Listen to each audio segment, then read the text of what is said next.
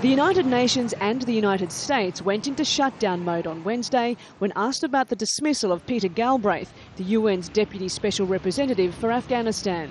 There was speculation it was a political move over his criticism of Afghan President Hamid Karzai and policy disagreements with his immediate superior in Kabul. There was a carefully worded statement from the UN Secretary-General's office confirming Galbraith's removal, but it did not go into why. The Secretary-General has made this decision in the best interest of the mission. Can you elaborate on that? What reasons was Mr Galbraith given for his dismissal?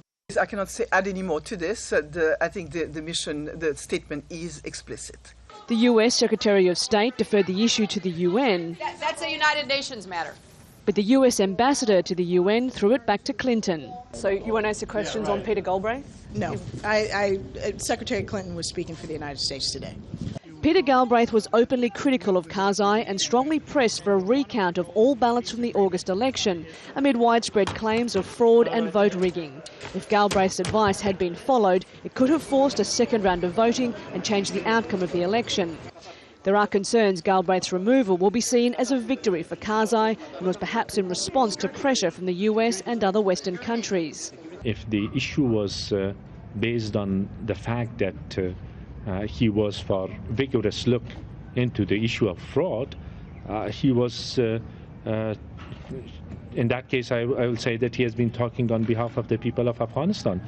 Galbraith's direct approach was at odds with his superior, Kai Ideh, the head of the UN's mission to Afghanistan. Ideh preferred to work behind the scenes, and talk of a deep rift between the two soon emerged. Galbraith was nowhere to be seen when Ideh presented his report on the election to the UN Security Council on Tuesday. Ideh is pushing for a swift resolution. We have to finalise the whole audit process that we now have underway. As you know, the ballot boxes that are needed for that audit will be brought to Kabul.